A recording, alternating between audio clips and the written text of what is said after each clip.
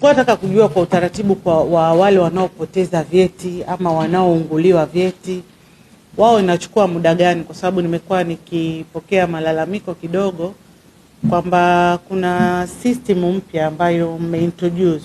Wapo ambao walikuja wakasajili au wakaripoti kwamba vyeti vyao vimepotea, wengine kuunguliwa, na wakati wako kwenye process ya kusubiri kupata sasa vyeti vingine, wakaitwa tena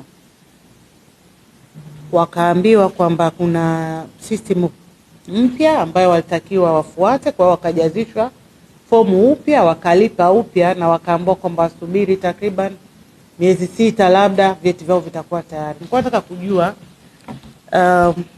ni kweli inachukua muda huo, na hii system mpya ambayo me introduce labda mngenielezea kidogo, ili na mimi nikibano huko mitaani nijue na natoa majibu gani, maana sikuwa najua, lakini niliwaambia kwamba niacheni nitafuatilia ili nijue utaratibu ukoje.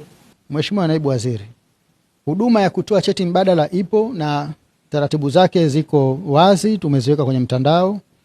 Ana lipia kwa control number, lakini anakuwa na kipande cha gazeti ametangaza, kwa sababu inawezekana kimepotea lakini kipo mahali fulani. Kwa hiyo ni taratibu ambao ni traditional, anatangaza kwa umma, lakini anakuwa na loss report.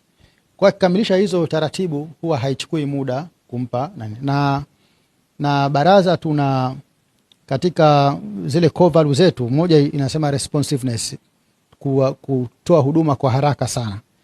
Tunakuwa na wiki maalum ya NECTA. Tumefanya mwaka jana, tumefanya mwaka juzi kama kliniki ya kushughulikia yale mambo magumu.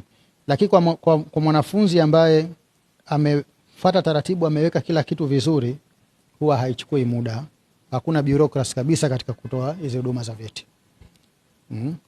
Ni swala la kuendelea tu kuwapa uelewa ili wahudumie vizuri zaidi. Tumeimprove sana, tumetoka mwanafunzi anasubiri cheti miaka 2 mpaka miezi 3. Na sasa tunaanza kufikiria mfano kama form 6 mwaka jana hata zile neri hatukutoa. Sasa sema kwa nini utoe neri wakati ndani ya wiki 2-3 mwezi unaweza kumpa cheti? Form 6 wanafunzi wako 100,000 na. Kwa hiyo tuliburuza tu vyeti haraka tukawapa wote, na form 6 wengi wana pressure, wengine kuna kusoma nje, tuliwapatia vyeti.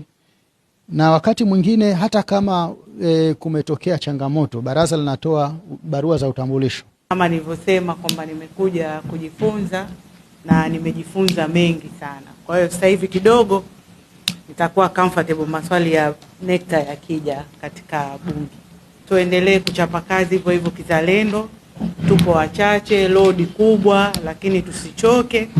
Tunafanya kwa ajili ya taifa letu, lakini tunafanya kwa ajili ya kizazi cha kesho. Kwa hiyo niwapongeze sana na niwashukuru sana, na asanteni sana. Nategemea kuja tena NECTA.